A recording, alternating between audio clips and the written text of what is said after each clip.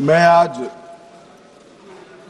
पहलगांव में निर्दोष यात्रियों की नृशंस हत्या पाकिस्तानी आतंकवादियों के द्वारा जो की गई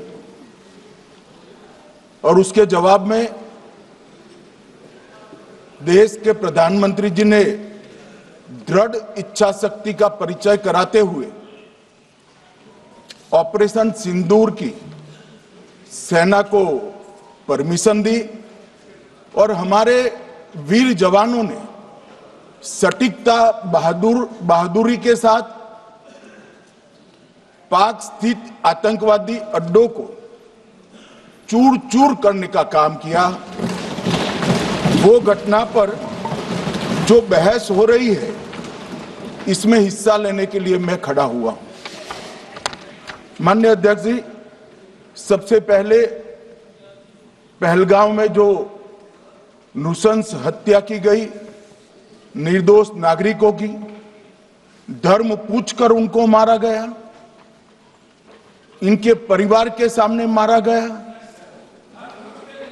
और बड़ी बर्बरता के साथ ये हत्याएं की गई, इसकी मैं घोर निंदा करता हूं और जो मारे गए हैं इनके परिजनों के साथ अत्यंत हृदय की गहराइयों से मैं संवेदना भी व्यक्त करना चाहता हूं। ऑपरेशन सिंदूर के जवाब में पाकिस्तान के हमारे नागरिक ठिकानों पर गोलीबारी की, इसमें भी कुछ नागरिक हताहत हुए, गुरुद्वारा भी टूटा, मंदिर भी टूटा। जो भी नागरिक उसमें घायल हुए हैं और जो हताहत हुए हैं वो सभी के प्रति मैं पूरे सदन की ओर से गहरी संवेदना व्यक्त करना चाहता हूं। माननीय अध्यक्ष जी, कल से यहां पर पक्ष और विपक्ष दोनों की चर्चा चल रही है और स्वाभाविक है जब इस तरह की नृशंस घटना घटे देश में तब इस पर मुक्त चर्चा भी होनी चाहिए, चिंतन भी होना चाहिए, आगे न हो इसकी व्यवस्था की भी चिंता होनी चाहिए। माननीय अध्यक्ष जी, मैं विषय पर आने से पहले आपके माध्यम से सदन को और सदन के माध्यम से पूरे देश को ऑपरेशन महादेव जो कल एक हुआ है इसकी जानकारी देना चाहता हूं। माननीय अध्यक्ष जी, कल ऑपरेशन महादेव में सुलेमान उर्फे फैजल जट, अफगान और जिब्रान, 3 आतंकवादी सेना, सीआरपीएफ और जम्मू कश्मीर पुलिस के संयुक्त अभियान में ऑपरेशन महादेव में मारे गए और माननीय अध्यक्ष जी, ये जो सुलेमान है ए श्रेणी का लश्कर तोयबा का कमांडर था पहलगाम हमले में और गगनगिर आतंकी हमले में वो लिप्त था। इसके ढेर सारे सबूत हमारी एजेंसियों के पास है। अफगान ए श्रेणी का लश्कर तैयबा का आतंकवादी था और जिब्रान भी ए ग्रेड आतंकवादी था। और माननीय अध्यक्ष जी, मैं सदन को और सदन के माध्यम से पूरे देश को बताना चाहता हूं, जिन्होंने बैसरन घाटी में हमारे प्रवासियों को, नागरिकों को मारा था, ये तीनों आतंकवादी ये थे और तीनों मारे गए।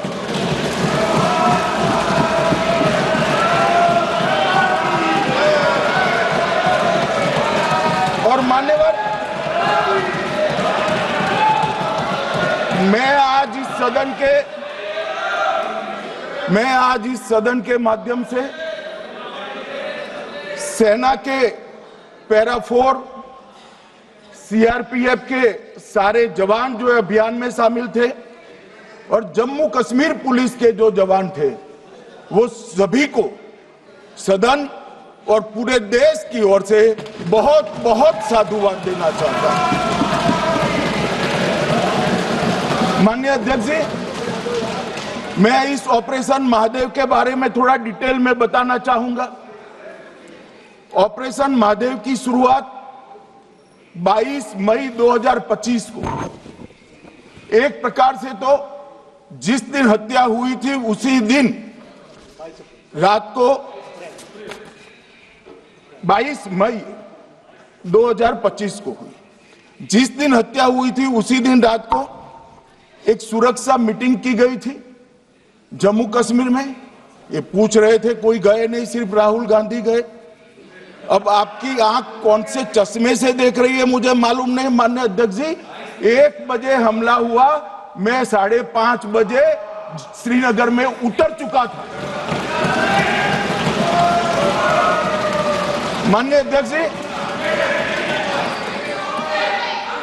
अरे सुनो सुनो, मैं बताता हूँ ना 22 में, सुनो ना प्लीज, धैर्य रखकर सुनो, हमने आपको नहीं टोका है, सुनना पड़ेगा भाई, ऐसे नहीं चलेगा। माननीय अध्यक्ष जी, नहीं, पर बैठे बैठे मत बोलिए आप भी। माननीय अध्यक्ष जी, माननीय अध्यक्ष जी, 23 अप्रैल को टिप्पणी मत करिए। एक सुरक्षा मीटिंग की गई। सभी सुरक्षा बल, सेना, CRPF, BSF, Jammu Kashmir police, और सबसे पहले उसमें निर्णय किया गया कि जो नृशंस हत्यारे हैं वो देश छोड़कर पाकिस्तान भाग न पाए, इसकी हमने पुख्ता व्यवस्था की और भागने नहीं दी। 22 मई को आईबी के पास एक ह्यूमन इंटेल आई और एक क्षेत्र के अंदर, दाची गांव क्षेत्र के अंदर आतंकवादियों की उपस्थिति की सूचना मिली। आईबी और सेना द्वारा दाचीकाम क्षेत्र में अल्ट्रा सिग्नल कैप्चर करने के लिए जो इंस्ट्रूमेंट हमारी एजेंसियों ने बनाए हैं, इसके द्वारा इस सूचना को पुख्ता करने के लिए मई से 22 जुलाई तक लगातार प्रयास किए गए। ठंड में ऊंचाइयों पर हमारे सेना के अधिकारी पैदल इनके सिग्नल प्राप्त करने के लिए घूमते रहे, आईबी के अफसर भी घूमते रहे, सीआरपीएफ भी घूमती रही, और मान्यवर 22 जुलाई को हमें सफलता मिली। सेंसर्स के माध्यम से आतंकवादी होने की पुष्टि मिल गई। तब 4 पैरा जो हमारी सेना का एक हिस्सा है, उसकी नेतृत्व में 4 पैरा के जवान, सीआरपीएफ के जवान और जम्मू कश्मीर पुलिस के जवान मान्यवर एक साथ ये आतंकवादियों को घेरने का काम किया। सेना, सीआरपीएफ, जम्मू कश्मीर पुलिस की मीटिंग भी की गई। जो 5 ह्यूमन एसेट्स थे उनको भी वहां बेचा गया, और कुल मिलाकर कल जो ऑपरेशन हुआ, इसमें हमारे निर्दोष नागरिकों को मारने वाले तीनों आतंकी मौत के घाट उतार दिए। मान्यवर, तीनों के नाम मैंने बताए हैं, सुलेमान उर्फे फैजल जट, अफगान और जिब्रान। मान्यवर, वो तो एक आशंका थी कि यही लोगों ने घटना की है, मगर मैं बाद में एनआईए की जांच पर आता हूं, एनआईए ने पहले से ही इनको, जिन्होंने आसरा लिया था, वो लोगों को गिरफ्तार कर रखा था। उनको खाना पहुंचाने वाले लोगों को अपने कब्जे में रखा था। तो जब आतंकवादियों के शव श्रीनगर आए, इनसे पहचान कराई गई। 4 लोगों ने पहचान लिया, यही 3 लोग थे जिन्होंने पहलगांव में आतंकी घटना को, मगर हमने इस पर भी भरोसा नहीं किया मान्यवर, कोई जल्दबाजी नहीं की। हमने जो आतंकी घटना स्थान से कारतूस मिले थे, वो कारतूस का एफएसएल रिपोर्ट पहले से करा कर रखा था, और चंडीगढ़ सेंट्रल एफएसएल के अंदर बैलिस्टिक रिपोर्ट के आधार पर उनका रिपोर्ट तैयार था। जब ये कल आतंकवादी मारे गए, इनकी 3 राइफलें पकड़ी गई, एक M9 अमेरिकन राइफल थी और 2 AK-47 राइफल थी। जो कारतूस मिले थे वो भी M9 और AK-47 के भी थे, मगर हमने इससे भी संतोष नहीं माना। ये राइफलों को एक विशिष्ट विमान के द्वारा कल रात को 12 बजे चंडीगढ़ पहुंचा गया और पूरी रात फायरिंग कर कर इसके भी खाली खोखे जनरेट किए गए। 2 खोखों का मिलान किया गया, राइफल की नाली और निकले हुए खोखों का भी मिलान हो गया। तब ये तय हो गया कि इन्हीं 3 राइफलों से हमारे निर्दोष नागरिक मारे गए। और मान्यवर, आज मैं सदन को बताते हुए बहुत खुश हूं। मोदी जी ने ऑपरेशन सिंदूर कर आतंकवादियों को जिन्होंने आतंकवादियों को भेजा था उनके आकाओं को जमीन में मिलाने का काम किया था। सेना और CRPF ने वो आतंकवादियों को भी समाप्त कर दिया। और मान्यवर,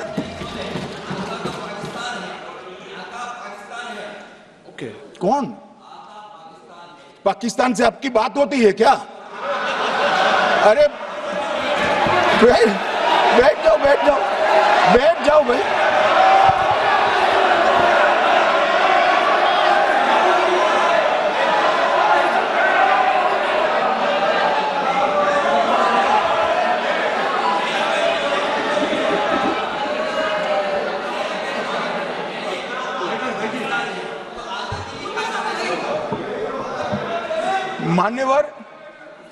मान्यवर, मैं बताता हूं कैसे इनके आका मारे गए, वो भी नाम के साथ बताता हूं, जगह के साथ बताता हूं, घंटे, मिनट और सेकंड के साथ बताता हूं।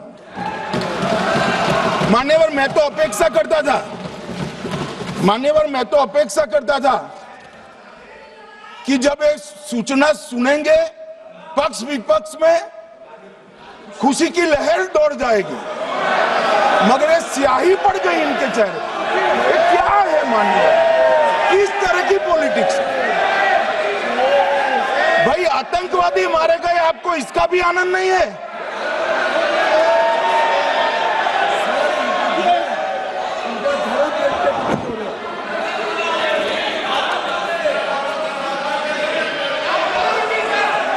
अखिलेश जी बैठ जाइए, मेरा पूरा जवाब सुनिए, आपका सब जवाब आ जाएगा।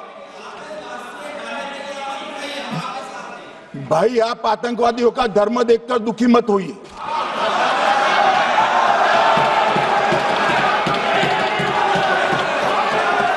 अखिलेश बैठ जाइए यार।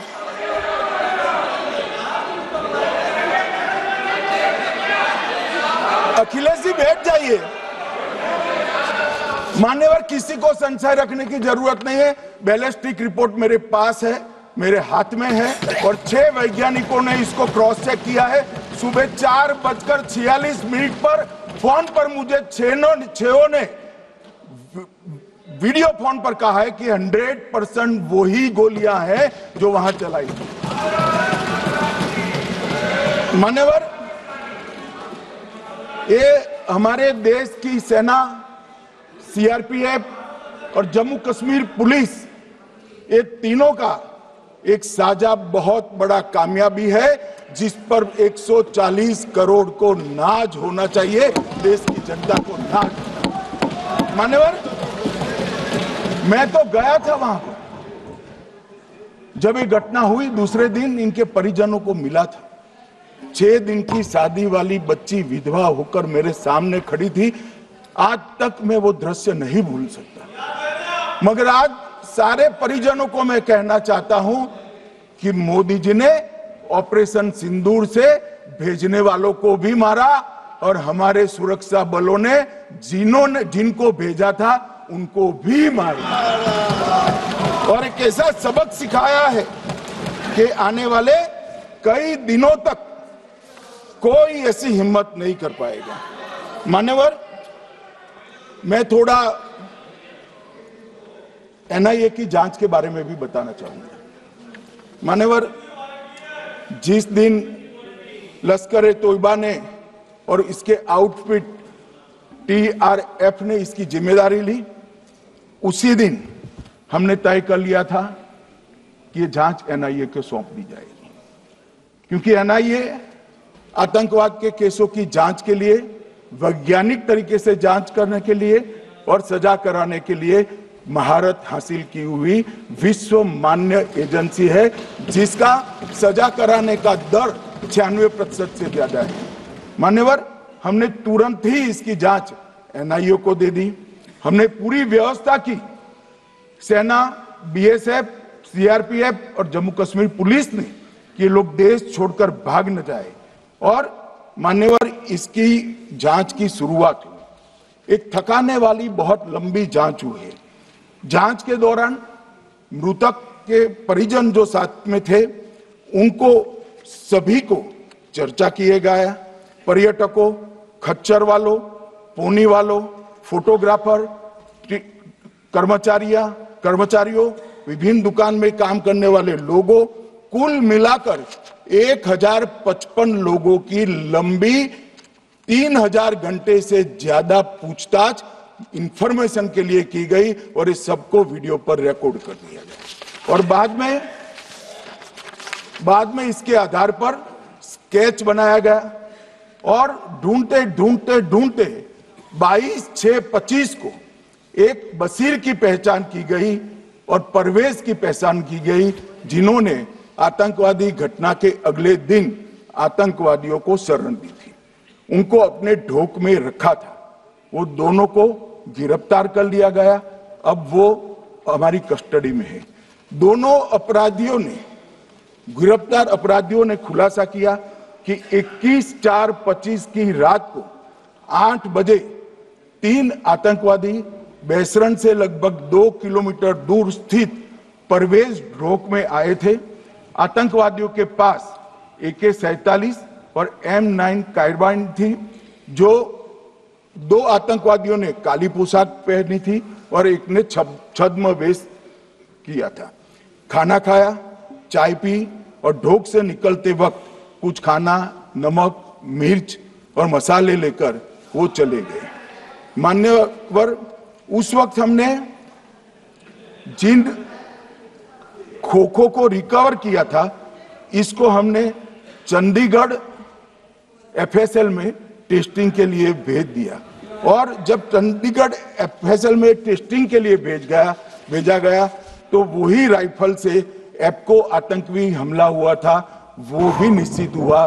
तो आज इसके साथ साथ दूसरे एप्को आतंकी हत्या को अंजाम देने वाले आतंकियों का भी इसके साथ ही समाप्ति हुई है, इनको मार दिया गया है। मान्यवर, और इसके बाद में स्केच बनाया गया। गिरफ्तार किए गए दोनों आरोपियों की माता जो थी, इन्होंने ये तीनों आतंकियों के मृतदेहों को पहचान लिया है। दोनों आतंकवादी घटना में साथ लेने वाले उनके साथियों ने भी पहचान लिया है और अब उसकी FSL की पुष्टि भी आज सुबह 4 बजे हो गई थी। अब मैं जांच का पूरा ब्यौरा बताना चाहता हूं। मान्यवर, ये हमले में 3 पाकिस्तानी आतंकवादी थे। हमले में 2 AK-47 और 1 M9 कार्बाइन का प्रयोग किया गया था और अब जो पकड़े गए हैं, इसके सुलेमान के कारण एप्को का मामला भी आज रिजॉल्व हो रहा है और आतंकवादियों को पनाह देने वाले 2 स्थानीय लोगों को भी इस केस में पकड़ लिया गया है। अब मान्यवर, कल पूछते थे कहां से आए, कहां गए, किसकी जिम्मेदारी है। भाई, जिम्मेदारी हमारी ही है। हम सरकार में हैं, हमारी ही जिम्मेदारी। मगर मैं पूछता हूं, जब आप सरकार में थे तब क्या क्या हुआ था, इसकी जिम्मेदारी किसकी थी और क्यों निर्वहन नहीं किया, वो भी बाद में पूछूंगा। जरा धीरज से सुनना। मगर मान्यवर, मुझे एक बड़ा दुख हुआ। कल इस देश के पूर्व गृह मंत्री चिदंबरम जी ने सवाल उठाया कि क्या प्रूफ है कि ये आतंकवादी पाकिस्तान से आए।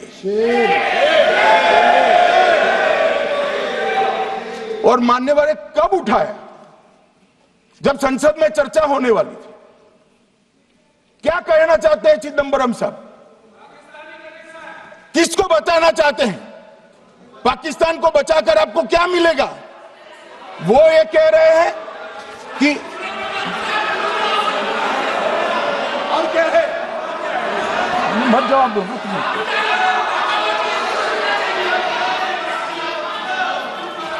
मान्यवर, हमारे पास, मैं आज चिदंबरम साहब को कहना चाहता हूं, मैं आज चिदंबरम साहब को आपके माध्यम से कहना चाहता हूं, हमारे पास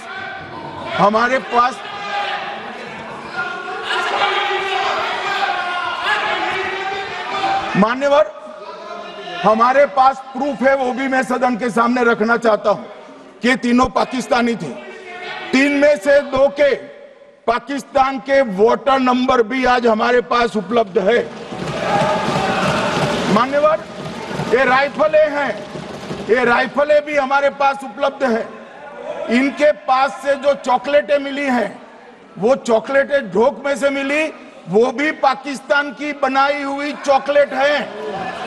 मान्यवर, ये कहते हैं कि पाकिस्तानी नहीं थे, इसका मतलब पूरी दुनिया के सामने इस देश का एक पूर्व गृह मंत्री पाकिस्तान को क्लीन चिट दे रहा है।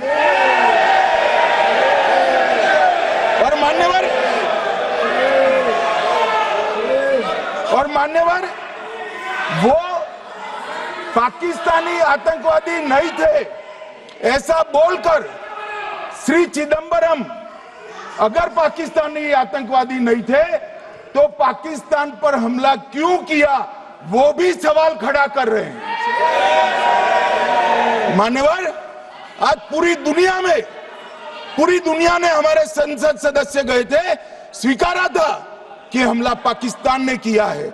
और इस देश का गृह मंत्री जो कांग्रेस पार्टी से आता है, वो कहता है कि क्या सबूत है।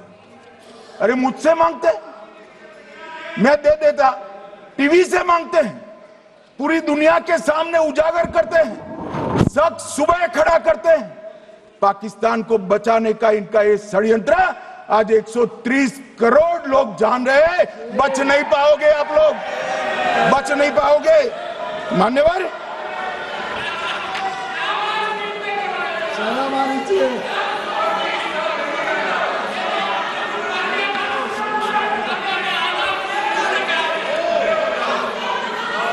मान्यवर, अब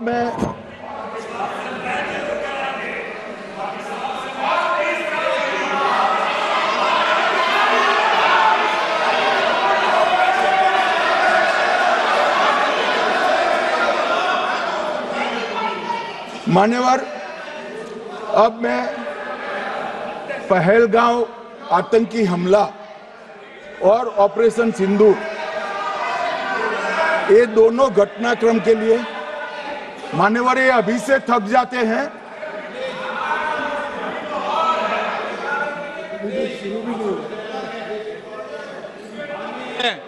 प्लीज बैठिए।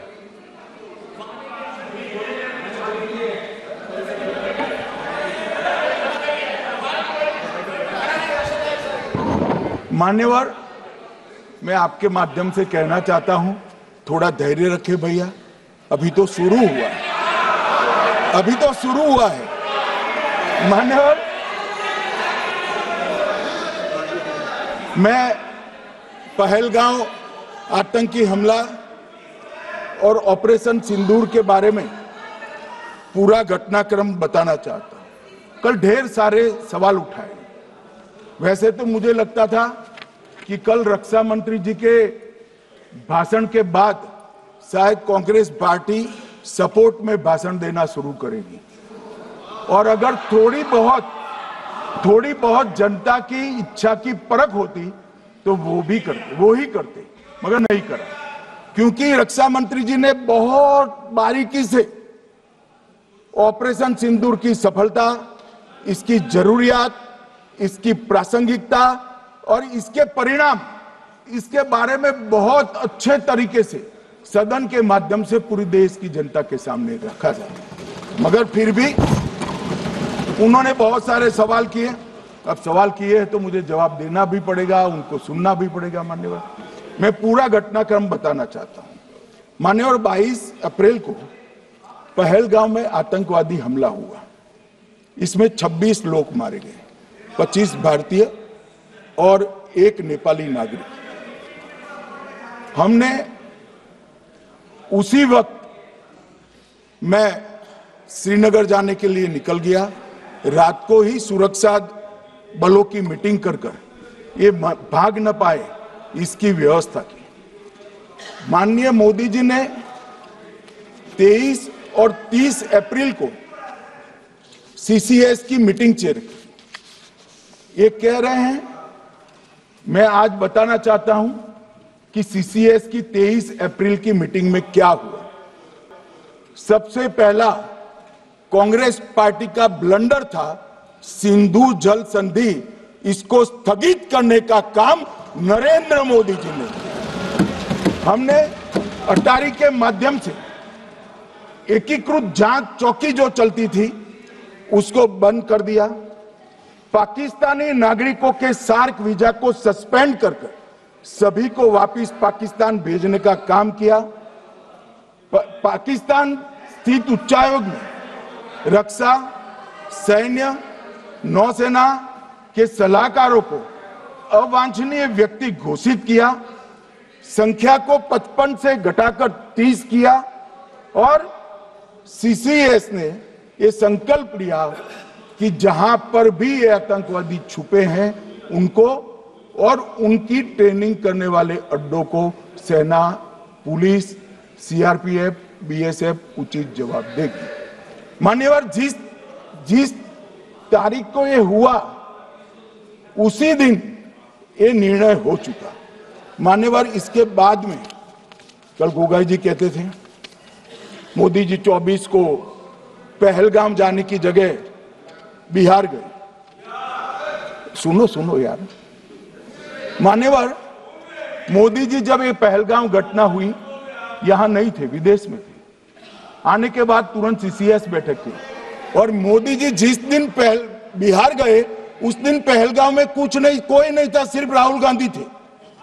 सारे लोग चले गए थे, सारे लोग वहां से अपने अपने ठिकाने पर चले गए थे। मगर इन्होंने एक बात कही, उस पर मेरी आपत्ति है मान्यवर। उन्होंने कहा 24 अप्रैल को चुनावी भाषण किया। मान्यवर, देश का नेतृत्व करने वाले देश के प्रधानमंत्री की फर्ज होती है कि देश की संप्रभुता पर, देश के नागरिकों पर अगर ऐसा जघन्य हमला होता है तो जनता की भावनाओं के अनुरूप जवाब देना चाहिए। मान्यवर, मैं आज आपकी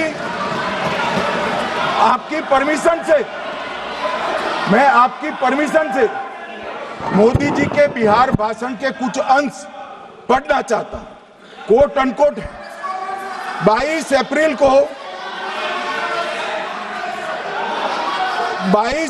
को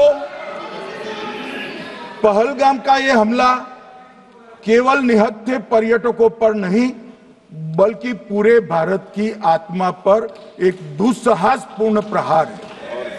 आतंकवाद के प्रति दृढ़ और कड़ा रुख, आतंकियों और इसके हमले की साजिश रखने वालों की कल्पना से भी बढ़कर उनको सजा दी जाए।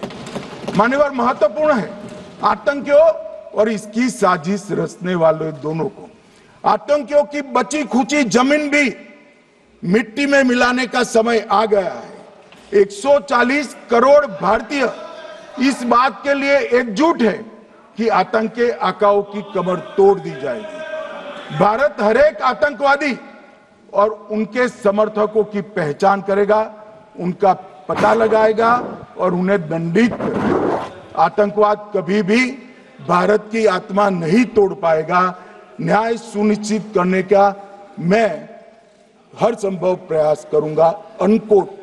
अब इसमें किसी को चुनावी भाषण दिखाई पड़ता है तो उसकी समझ शक्ति पर बहुत सारे सवालिया निशान लग जाते हैं। ये चुनावी भाषण नहीं है, आतंकवाद के खिलाफ लड़ने का 140 करोड़ भारतीयों का प्रतिघोष है जो मोदी जी ने वहां दिया। इनको चुनावी भाषण दिखाई पड़ता है। जैसे चश्मे होते हैं ऐसी ही दृष्टि होती है। मान्यवर, इसके बाद 30 अप्रैल को मान्यवर 30 अप्रैल को सीसीएस की बैठक हुई, पहले 23 को हुई थी। उसमें सशस्त्र बलों को पूर्ण ऑपरेशन की फ्रीडम दे दी गई। प्रधानमंत्री मोदी जी ने सीसीएस की उपस्थिति में रक्षा मंत्री, एनएसए और सेनाओं के प्रमुख के साथ बैठकर पूर्ण ऑपरेशनल फ्रीडम देने का काम किया और इसके बाद ये ऑपरेशन सिंदूर हुआ। मान्यवर, ऑपरेशन सिंदूर 7 मई को रात को 1:04 से 4 मिनट से 1:24 तक चला। उसमें पाकिस्तान के 9 आतंकी ठिकानों को ध्वस्त कर दिया और पूरी दुनिया ने इसके दृश्य देखे। साहब, इससे बड़ा संयमित हमला नहीं हो सकता। आजकल दुनिया में युद्ध चल रहे हैं, हम देख रहे हैं, बच्चे मर रहे हैं, महिलाएं मर रही, निर्दोष मर रहे। हमने 9 आतंकी अड्डों को समाप्त किया, परंतु एक भी सिविलियन नहीं मारा गया, केवल और केवल आतंकी मारे गए। स्थान थे मरकज सुभान अल्लाह बहावलपुर, मरकज तैयबा मुरीद के, महमूना जाया कैंप सियालकोट, अरे नाम सुनो काम में आएंगे, सरजाल camp Sialkot, Sawai Nala camp Muzaffarabad, Syedna Bilal camp Muzaffarabad, Gulpur camp Kotli, Barnala camp Bhimber और अब्बास कैंप कोटली।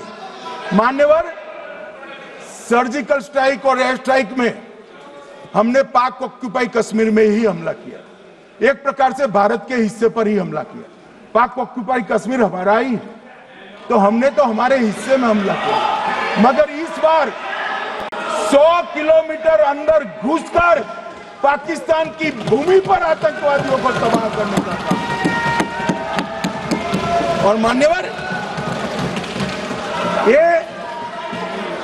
ये आतंकी के ठिकानों पर हमला हुआ, इसमें मारा कौन गया? हाफिज मोहम्मद जमील जैसे मोहम्मद के प्रमुख मौलाना मसूद अजहर के बहनोई, मुदस्सर खादियान मरकज तैयबा मुरीद का प्रमुख, याकूब मलिक जेएम पदाधिकारी, मोहम्मद हमसा जमील जेएम ऑपरेटिव, मोहम्मद यूसुफ अजहर गंभीर रूप से घायल था, फिर मारा गया। जैसे मोहम्मद का आमिर मोहम्मद हसन खान गंभीर रूप से घायल था, फिर मारा गया। जेएम ऑपरेटिव मोहम्मद हसन गंभीर रूप से घायल हुआ। अब्दुल मलिक, खालिद अबू अक्स और नोएम मलिक, इनका कोई पता ठिकाना नहीं। और मान्यवर, ये पूछते थे मुझे कल कि पहलगांव के दोषी कहां गए, वो पहलगांव के दोषी कहां गए? ये जो मैंने, अरे सुनो ना यार, ये जो 10 मैंने नाम पढ़े हैं, इसमें से 8 ये चिदंबरम एंड कंपनी के समय में आतंकवादी घटना घटाने वाले लोगों को नरेंद्र मोदी जी ने मारा। ये हमें पूछते कहां गए? अरे भाई, आपके समय में जो छुप गए थे उनको चुन चुन कर हमारी सेना ने समाप्त कर दिया है। और ये 10 नहीं, कल राजनाथ जी घबराते घबराते बोले हैं, अब ऑथेंटिक शब्द का है, मैं बढ़ा नहीं सकता, मगर कम से कम 100 लोगों को हमारी सेना ने समाप्त, 100 से अधिक लोगों को हमारी सेना ने समाप्त करने का कहा। मान्यवर, और इस पर भी गर्व नहीं कर सकते आप, इस पर भी गर्व नहीं कर सकते।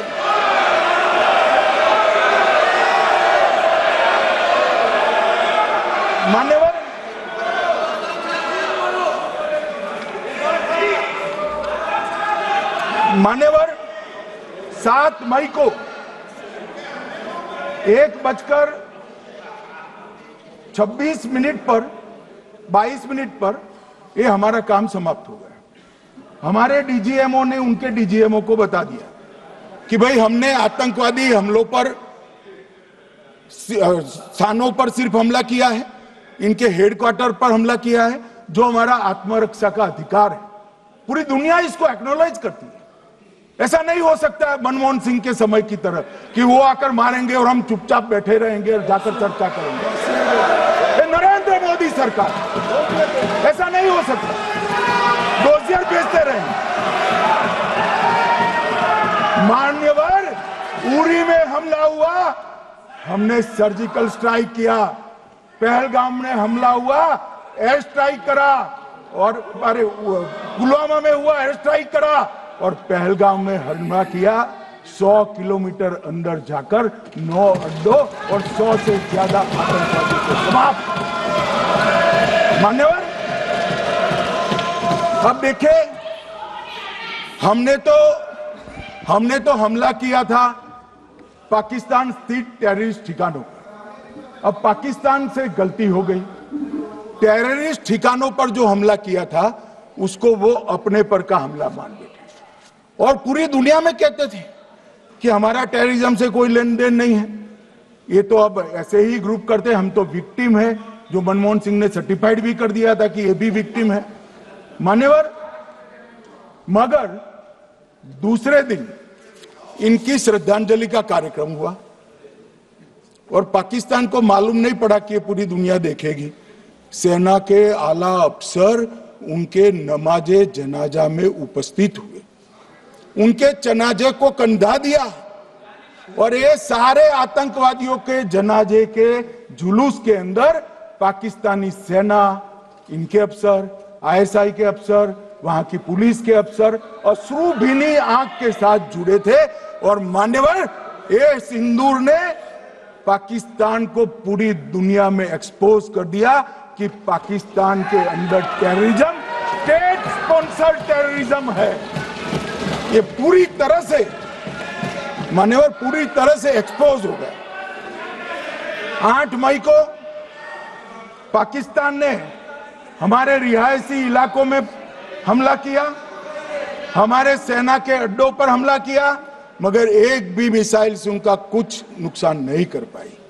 बहुत नजदीक से की हुई गोलाबारी के कारण हमारे एक गुरुद्वारा टूटा, एक मंदिर टूटा, कुछ हमारे नागरिक हताहत हुए। और दूसरे दिन 9 मई को मोदी जी ने सेना को हुक्म दिया, एक मीटिंग करी, राजनाथ जी, मोदी जी, एनएसए, सेना के सारे अध्यक्ष, और जवाब देने का तय किया और उनके 11 एयरबेस को क्षतिग्रस्त करने का काम किया। मान्यवर, 8 एयरबेस इतने सटीक तरीके से तोड़े गए, पाकिस्तान की पूरी एयर डिफेंस सिस्टम धरी की धरी रहेगी, कुछ नहीं कर पाई। नूर खान चकलाला एयरबेस तोड़ दिया गया, मुरीद तोड़ दिया गया, सुगुर्दा तोड़ दिया गया, रफीकी तोड़ दिया गया, रहीम यार खान तोड़ दिया गया, जकोबाबाद तोड़ दिया गया, सुक्कुर और भोलारी भी तोड़ दिए। और सुक्कुर, लाहौर, अरिफवाला, चुनेन, जकोकाबाद और नया चोर, ये 6 रडार सिस्टम भी उनके पूरी तरह से ध्वस्त कर दिए। 2 surface to air guided weapon Lahore और ओकारा में इनका जखीरा भी समाप्त कर दिया गया। और मान्यवर, ये हर चीज में पॉलिटिक्स करते, हर चीज में। जब उन्होंने हमारे रिहायशी इलाकों पर हमला किया, फिर भी हमने इनके रिहायशी इलाकों पर हमला नहीं किया, सिर्फ इनके एयरबेस और एयर डिफेंस सिस्टम को निशाना बनाया और उनकी आक्रमण करने की क्षमता को पंगु कर रख दिया। हमारी पूरी सेना, पूरी वायुसेना, पूरी नौसेना अक्षुण्ण थी और उनकी हमला करने की क्षमता को हमने छिन्न विछिन्न कर दिया। पाकिस्तान के पास शरण में आने के अलावा और कोई चारा ही नहीं था। इसलिए मान्यवर, इसलिए 10 मई को डीजीएमओ ने, पाकिस्तान के डीजीएमओ ने भारत के डीजीएमओ को फोन किया और 5 बजे हमने इस संघर्ष को विराम किया। अब मान्यवर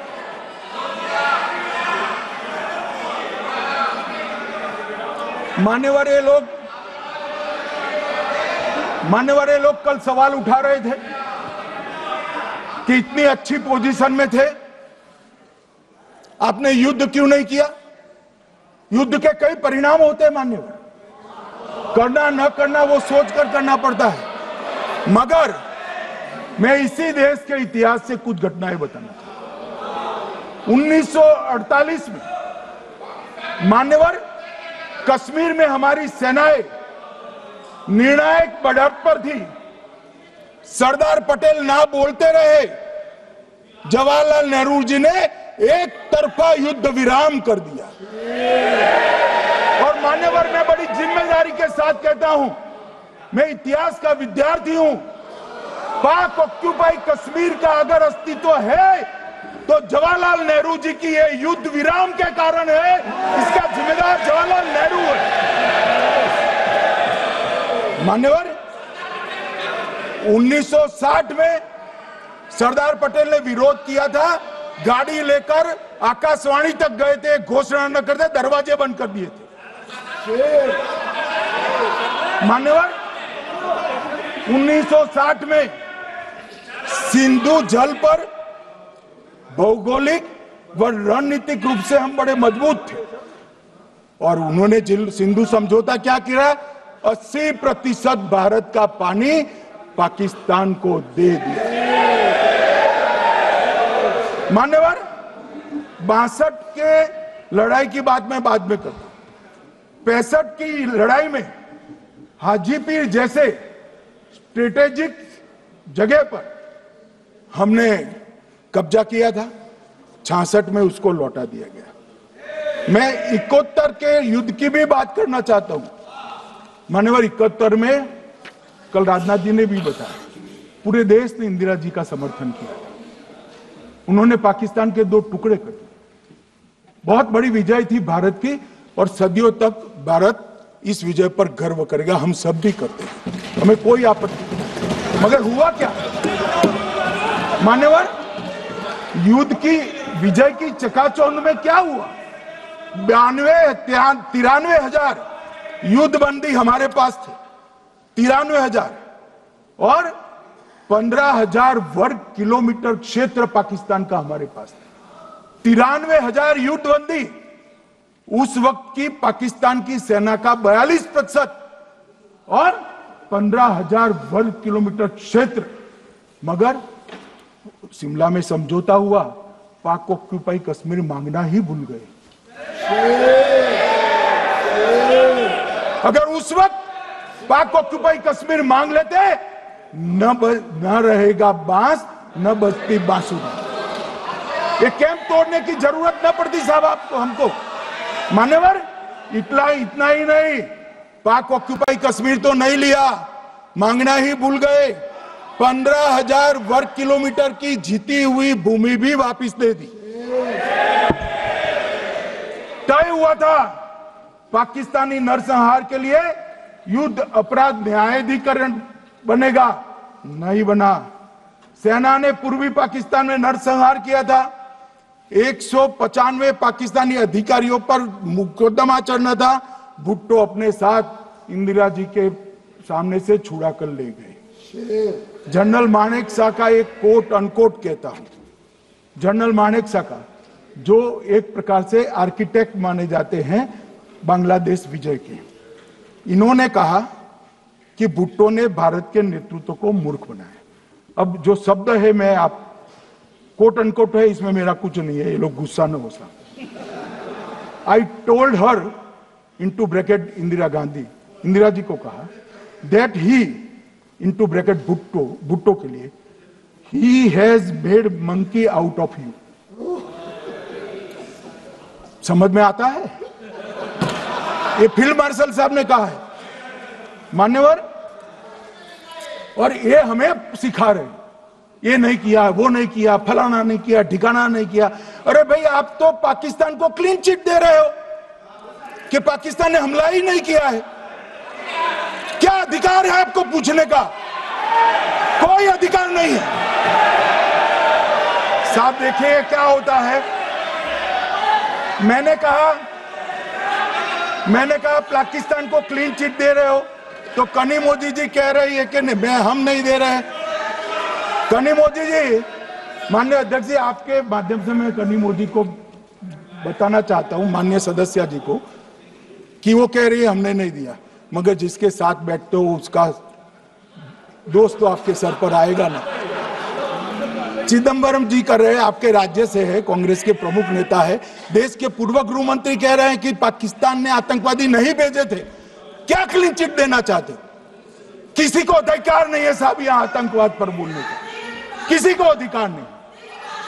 मान्यवर, मैं अब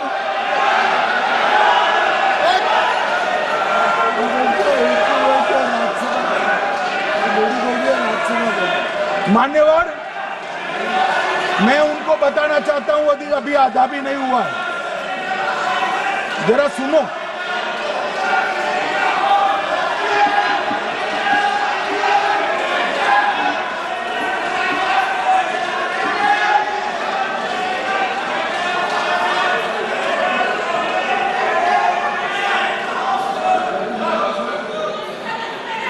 मान्यवर, 62 के चिन्ह में क्या हुआ, 62 के युद्ध में क्या हुआ? ये अभी कल कुछ कांग्रेस के सदस्य चीन का सवाल पूछ रहे थे। मैं आज पूछना चाहता हूं, 62 के युद्ध में क्या हुआ? 38,000 वर्ग मीटर, पूरा सदन ध्यान से सुने, 38,000 वर्ग मीटर अक्साई चीन का हिस्सा चीन को दे दिया गया। और वर्ग किलोमीटर ही बोला, वर्ग किलोमीटर। और मान्यवर, ऐसी ही चर्चा उस वक्त सदन में हुई। मैं तो बड़ी गंभीरता से जवाब दे रहा हूं, मुझे बोलने नहीं देते। जवाहरलाल नेहरू जी ने क्या कहा? वहां घास का एक तिनका भी नहीं उगता है, वो जगह को क्या करो। तो एक संसद सदस्य ने, नेहरू जी का सर मेरे जैसा था, महावीर प्रसाद त्यागी जी ने कहा कि आपके सर पर भी एक बाल नहीं, वो चीन भेज दे क्या? मान्यवर इस तरह से जवाब देते थे, नॉन सीरियस टाइप के जवाब। और कल गोगोई जी बड़ा बड़ा उछल उछल कर बोल रहे थे। अरे गोगोई जी, आपको मालूम है उन्होंने चीन के बारे में, आसाम के बारे में क्या क्या था? आसाम को आकाशवाणी पर बाय बाय कह दिया था। रिकॉर्डिंग है, रिकॉर्डिंग है।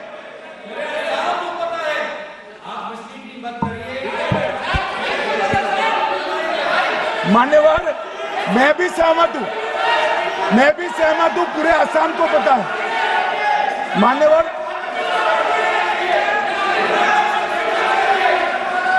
मान्यवर,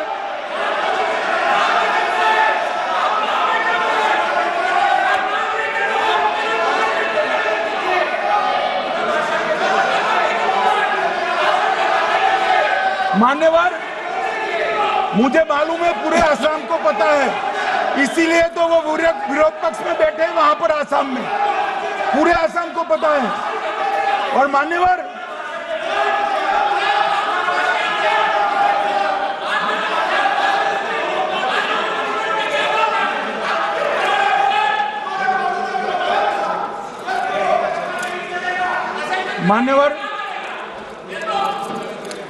मान्यवर, जोर से बोलने से सत्य को छिपाया नहीं जा सकता।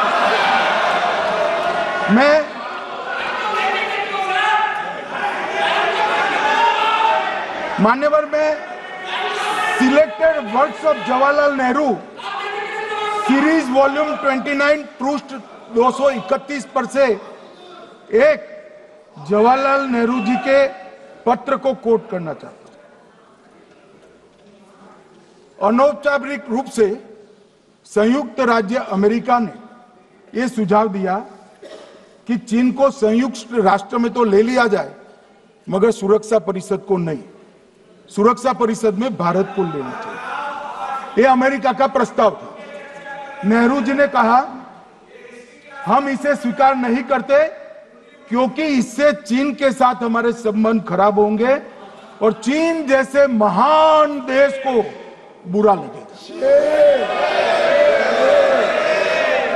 मान्यवर, आज चीन सुरक्षा परिषद में है और भारत बाहर है।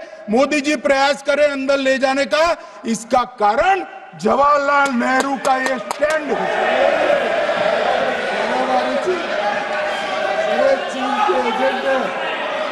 और मान्यवर, ये तो पीढ़ी दर पीढ़ी चलता आ रहा है।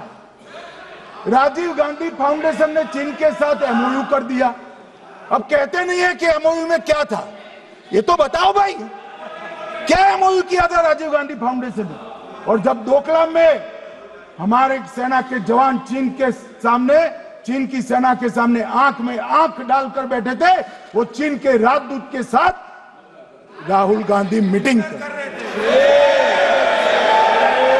ये मान्यवर, ऐसा नहीं है। जवाहरलाल नेहरू, सोनिया गांधी, राहुल गांधी, तीन पीढ़ी तक के चीन का प्रेम उतरता जा रहा है। मान्यवर,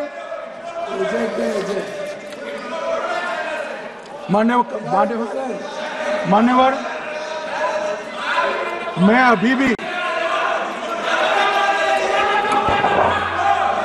अभी भी एक बात इस महान सदन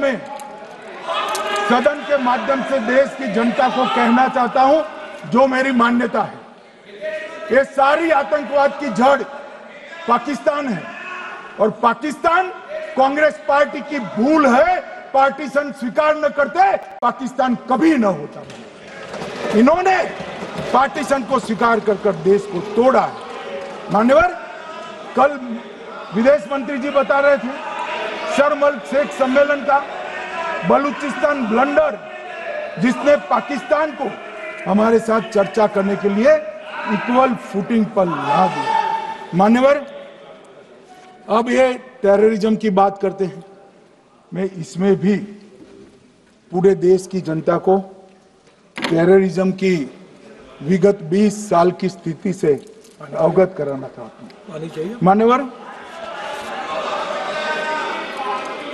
अटल जी की सरकार थी। 2002 में टेररिज्म को समाप्त करने के लिए अटल जी की सरकार, एनडीए की सरकार, भाजपा सरकार पोटा का कानून लेकर आई। मान्यवर, मैं सदन को याद कराना चाहता हूं, पोटा कानून का विरोध किसने किया था? किसने किया? कांग्रेस पार्टी ने किया। हमारे पास बहुमत नहीं था राज्यसभा में। मजबूरन हमने कानून को घिर गया, मजबूरन संयुक्त सत्र बुलाना पड़ा और पोटा कानून संयुक्त सत्र में पारित हुआ। देश नहीं भूल सकता मान्यवर। और पोटा कानून को रोककर आज भी कांग्रेस पार्टी के नेता जब बोले तब कहे, पोटा कानून को रोककर किसको बताना चाहते थे आप? किसको बचाना चाहते थे? पोटा तो आतंकवादियों के खिलाफ था। पोटा को रोककर अपनी वोट बैंक का उल्लू सीधा करने के लिए आप आतंकवादियों को बचाना चाहते। और मान्यवर, 2004 में अटल जी की सरकार गई, मनमोहन सिंह, सोनिया गांधी की सरकार आई। आते ही पहला काम क्या किया मान्यवर? पहली ही कैबिनेट में पोटा कानून को रद्द कर दिया। मैं फिर से पूछता हूं, किसके फायदे के लिए कांग्रेस पार्टी ने पोटा कानून रद्द किया? जवाब दीजिए जरा यहां पर। और मान्यवर, इसके बाद क्या हुआ? 2004 के दिसंबर में पोटा कानून रद्द हुआ। 2005 में अयोध्या में रामलल्ला के टेंट पर हमला हुआ, आतंकवादी मारे गए। मुंबई लोकल ट्रेन 2006-5 में रामलल्ला पर हमला, 6 में मुंबई ट्रेन में बम धमाके 187 लोग मारे गए। 2006 डोडा उधमपुर में हिंदुओं पर हमला, 34 लोग मारे गए। 2007 हैदराबाद 44 लोग मारे गए। 2007 यूपी लखनऊ वाराणसी 13 लोग मारे गए। रामपुर सीआरपीएफ कैंप वहां पर हमला हुआ 2008 में। 2008 में श्रीनगर के आर्मी के काफिले पर हमला हुआ, 10 सुरक्षा बल मारे गए। मुंबई आतंकी हमला 2008 में हुआ, 246 लोग मारे गए। जयपुर में 8 बम धमाके हुए, 64 लोग मारे गए। 2008 में अहमदाबाद में 21 बम धमाके हुए, 57 लोग मारे गए। दिल्ली में 2008 में 5 धमाके हुए, 22 लोग मारे गए। और पुणे की जर्मन बेकरी 17 लोग मारे गए। वाराणसी में 10 में धमाका हुआ, 11 में मुंबई में 3 धमाके हुए, 27 लोग मारे गए। अब मैं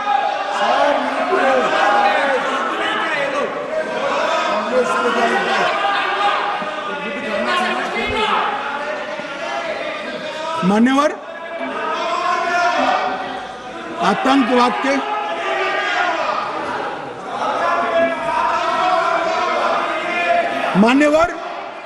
आतंकवाद के खिलाफ लड़ाई होती, कभी वो हमला करते हैं, मगर सवाल ये है कि इन्होंने 5 से 11 के बीच में 27 जघन्य हमले किए, 1000 के करीब लोग मारे गए। आपने क्या किया? क्या किया आपने? जवाब दीजिए, क्या किया? और मैं राहुल गांधी जी को चैलेंज देना चाहता हूं, इन्होंने इस आतंकवादी हमलों के खिलाफ उनकी सरकार ने जो कदम उठाए, यहां खड़े रहकर हिम्मत से बताए देश की जनता को। कुछ नहीं किया मान्यवर। ये यहां से आतंकवादियों की फोटो पाकिस्तान भेजते रहे, डोजियर भेजते रहे। और मान्यवर ये कहते हैं कि आपके समय में भी हमले हुए। मैं उनको अंतर समझाना चाहता हूं, वो देख नहीं पा रहे। मान्यवर, हमारे समय में जो भी आतंकवादी घटना हुई, पाक प्रेरित और कश्मीर सेंट्रिक हुई। देश के हिस्से में 2014 से 2025 तक एक भी घटना नहीं हुई है मान्यवर। ये नरेंद्र मोदी सरकार है मान्यवर। और कश्मीर में भी आज स्थिति ऐसी हुई है, उनको पाकिस्तान से आतंकवादी भेजने पड़ते हैं।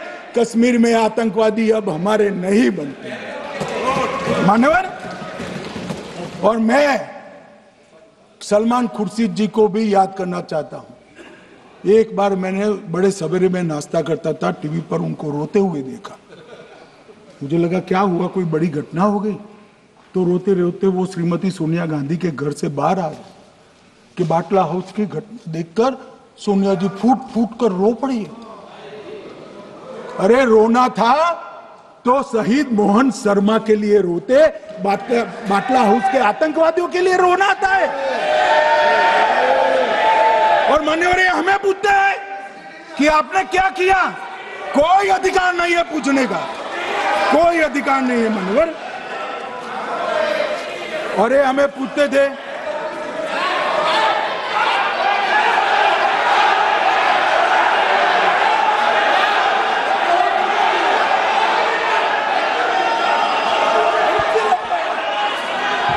मान्यवर, अभी 25% बाकी।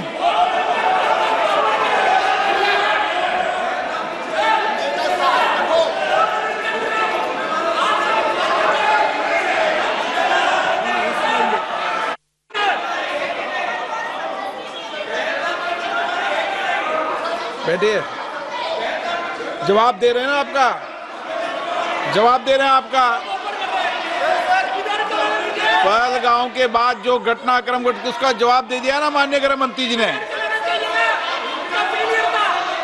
आपने पूछा आतंकवादियों क्या हुआ, आतंकवादियों का जवाब दे दिया। क्या पूछना चाहते हैं आप? आपने हर सवाल पूछा, हर सवाल जवाब सुनिए माननीय गृह मंत्री जी।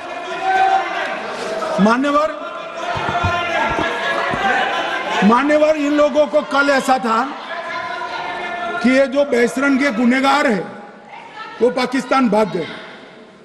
तो बड़े आवाज से पूछते थे, भाग गए भाग गए भाग गए, गृह मंत्री क्या करता है, जिम्मेदारी ले।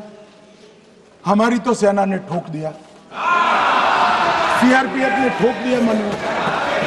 अब मेरा तो जवाब बनना ना देता है ना वो मांगना बनता है, मगर मैं उनको कुछ पूछना चाहता हूं।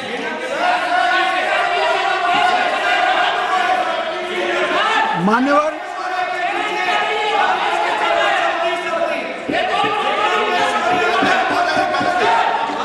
प्लीज, मारेगी तो सेना है ना, सेना अब ऐसे भी मारेगी ना, तो वो भी ये कह रहे हैं सेना और सीआईएसएफ ने मारा।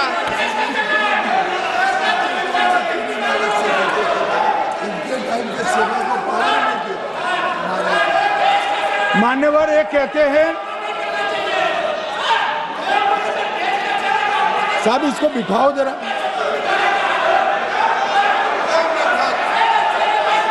हाँ प्लीज बैठिए बैठिए बैठिए बैठिए बैठिए।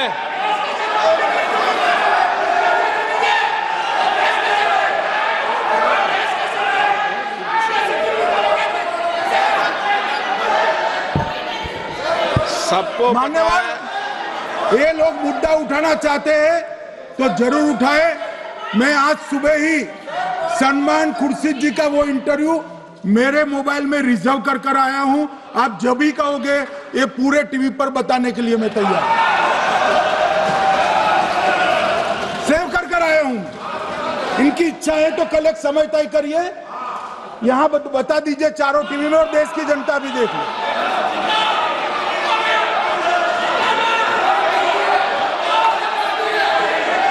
मान्यवर कह रहे हैं बताओ, आप बताओ, बताना है या नहीं बताना? नहीं, पूछो ना उनको। प्लीज प्लीज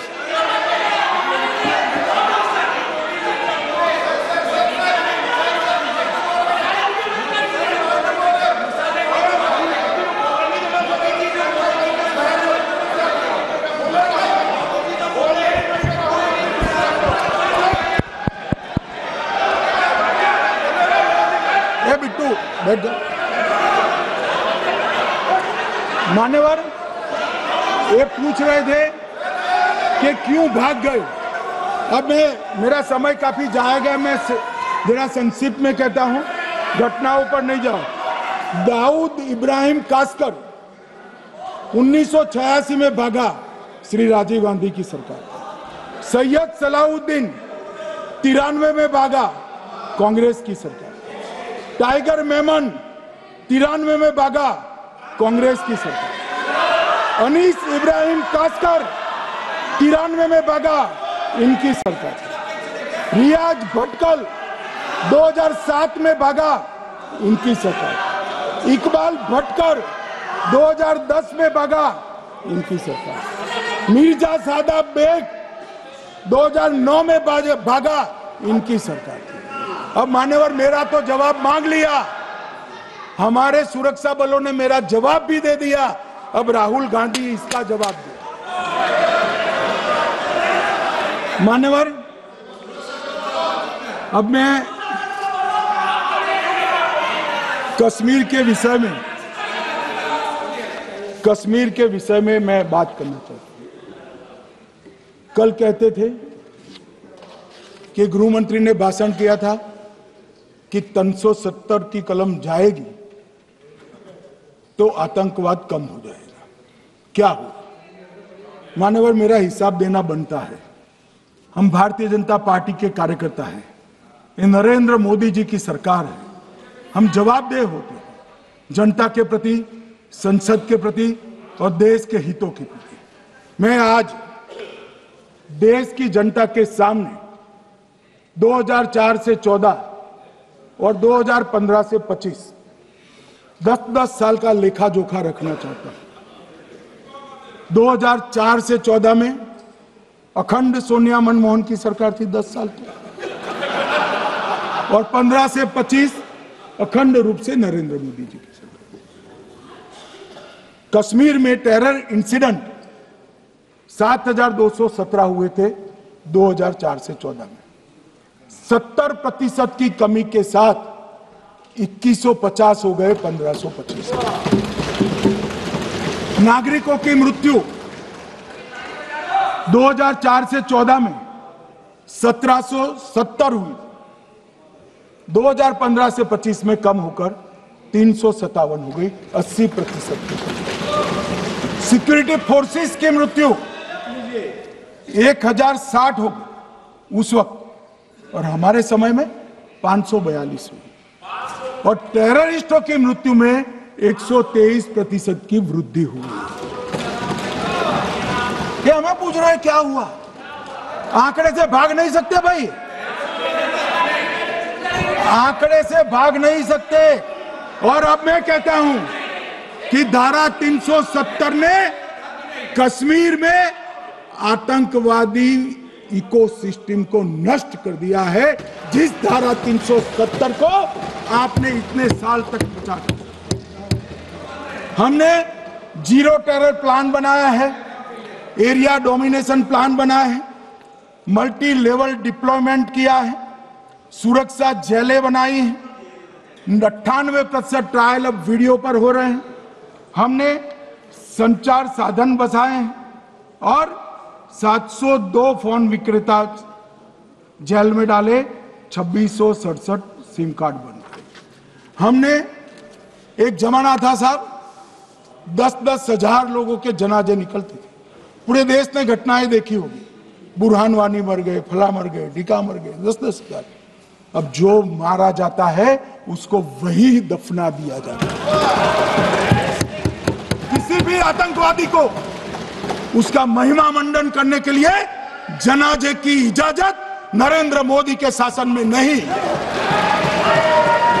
मान्यवर, आतंकवादियों के सगे वाले और समर्थक चुन चुन कर हमने नौकरियों से निकाले, पासपोर्ट रद्द कर दिए हैं, गवर्नमेंट कॉन्ट्रैक्ट रद्द कर दिए हैं, 75 से ज्यादा आतंकी समर्थकों को कोर्ट से ऑर्डर लेकर सरकार से बर्खास्त कर दिया गया है। बार काउंसिल उनके समर्थकों से भरी थी, सस्पेंड कर नया लोकप्रिय चुनाव हमने कराया है। मान्यवर, कई संगठन बैन करे, मैं बाद में बताता हूं। विशेष यूएपीए अदालतें बनाई हैं, लगभग मार्च 22 से 25 के बीच में यूएपीए के 2267 मामले हमने जब्त किए हैं, दर्ज किए हैं, 374 कुर्की की है। और परिणाम क्या है मान्यवर? ये पूछ रहे हैं परिणाम क्या है? शुतुरमुख वृत्ति से अगर मिट्टी में सर रखकर बैठोगे तो कुछ नहीं, सूर्य भी नहीं दिखेगा। मान्यवर, परिणाम आया है। पहले ऑर्गेनाइज्ड टाउन पेल्टिंग साल की 2654 होती थी एवरेज इन केस में। कितनी मान्यवर? 2654 पथराव होते हैं, 2024 में 0 हो गए। मान्यवर, ऑर्गेनाइज हड़ताल पाकिस्तान से ऐलान करते थे, घाटी बंद रहती थी। पाकिस्तान की भी हिम्मत नहीं है, घाटी में भी हिम्मत नहीं है। इनके समय में साल में 132 दिन घाटी बंद रहती थी, अब ऑर्गेनाइज हड़ताल 3 साल से 0 है।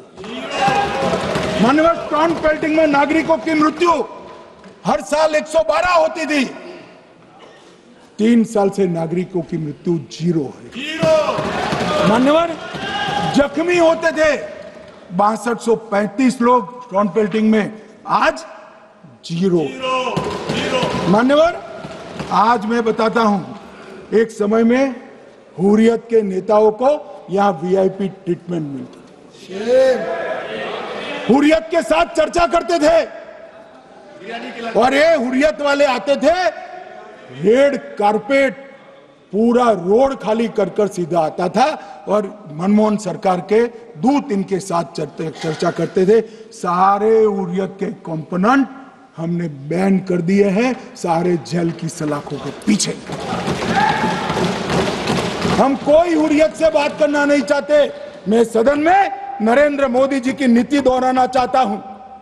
हुर्रियत टेररिस्ट संगठनों के आउटफिट है, हम इनसे बात नहीं करेंगे। हम अगर किसी से बात करेंगे तो घाटी के युवाओं के साथ बात करेंगे, हुर्रियत के साथ बात। मान्यवर, चुनावों के दौरान डर का माहौल होता था, अब 98.3% मतदान हुआ पंचायत चुनाव। कांग्रेस की बंद बहिष्कार का समय बंद हो गया। सेपरेटिस्ट बात करना चाहते थे, अब वो नहीं कर सकते। और मान्यवर 2019 के बाद हमने कितने संगठन बैन करे, मैं बोलना चाहता हूं, थोड़ा समय चाहिएगा मान्यवर। The TRF, people's anti fascist front, Tehreek ul Mujahideen, Jamatul Mujahideen Bangladesh Hindustan, Jammu Kashmir Ghaznavi force, Khalistan tiger force, Hizb ut Tahrir, जमाते इस्लामी, जो जमाते इस्लामी ने पूरे पाकिस्तान के अंदर एक प्रकार से अलगाववाद का जहर घोला, वो जमाते इस्लामी आज बंद कर दिया गया। Jammu Kashmir liberation front, Jammu Kashmir democratic freedom party, Muslim league Jammu Kashmir, Tehreek Hurriyat, Muslim conference Sumji गुट, Jammu Kashmir national front, Jammu Kashmir people's freedom league, Jammu Kashmir people's league, Jammu Kashmir Ittehadul Musalman Awami action committee, Sikh for justice और पॉपुलर फ्रंट ऑफ इंडिया को भी हमने बैन किया। और ये शांति ऐसे नहीं हुई है। और ये कहते हैं कि एक भी घुसपैठ नहीं होती है। कभी गए हो आप पाकिस्तान? तो कई बार गए हो गया, सीमा पर गए हो पाकिस्तान, तो कई बार गए हो। फिर से बोलता हूं, सीमा पर गए हो, सीमा के माध्यम से पाकिस्तान गए हो। हमारे जवानों की कठिनाई देखो साहब, -43 डिग्री में पहाड़ पर रहकर नदी नालों के बीच में चौकी करते हैं। कोई घुस गए तो क्या हुआ? कोई घुस गया, वो बचेगा नहीं। यहां हम उसको या तो अरेस्ट करेंगे या तो एनकाउंटर में वो मारा जाएगा, बचेगा कोई नहीं। इनको सीमा की भौगोलिक कठिनाइयां मालूम नहीं। वहां मान्यवर कई नदी नाले हैं, वेग से पानी आता है, -46 डिग्री टेम्परेचर है, नीचे सुरंगें बनाते हैं। और ये तो ऐसे कह रहे हैं घुस गए। अरे भाई, आपके मन में तो, आपके समय में तो घुसने की जरूरत ही नहीं थी। आप बुलाते थे वीजा देकर, क्यों घुसेंगे? घुसने की जरूरत ही, जैसे आप पाकिस्तान जाते हो वैसे वो यहां आते। मानवर, अब ये कैसे हमें पूछ सकते हैं?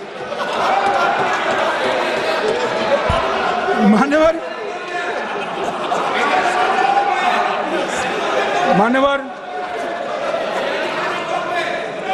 मैं समझ रहा हूं मान्यवर, मैं समझ रहा हूं पोटा का विरोध करने वाले को नरेंद्र मोदी की आतंकवादी विरोधी नीति नहीं पसंद आई। मैं समझ रहा हूं पोटा रद्द करने वाले को नरेंद्र मोदी जी की एंटी टेरर नीति पसंद नहीं आई। मैं समझ रहा हूं टेररिस्टों का बचाव कर वोट बैंक बनाने वालों को एक कोई नीति पसंद नहीं आएगी। मानवर, इसका विरोधी होना है। परंतु मैं आज एक बात यहाँ सदन के सामने आपके माध्यम से सदन को और दुनिया को बताना चाहता हूँ। मानवर, ये नरेंद्र मोदी सरकार है, टेररिज्म के खिलाफ हमारी जीरो टॉलरेंस की नीति है, ऑफर है, और हम विजयी हो। और मान्यवर, मैं फिर से अंत में ऑपरेशन महादेव में जुड़े हुए सेना, CRPF और जम्मू कश्मीर पुलिस के सभी जवानों को 2 हाथ जोड़कर प्रणाम कर बहुत बहुत साधुवाद।